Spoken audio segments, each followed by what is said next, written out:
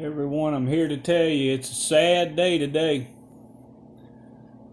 They're intent on having their way with these things and provoking anger and the war.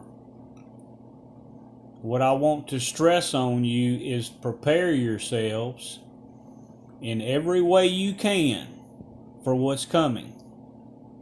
Get your house in order, but more importantly, you need to find a community.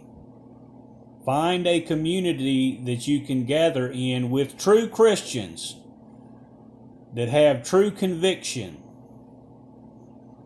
because they're determined they're going to do this. They want this war. Biden has announced his plans today. He announced the mandate. It's coming. Prepare yourself. The waters are going to be very, very turbulent from here going further. You need to find other Christians in a community area.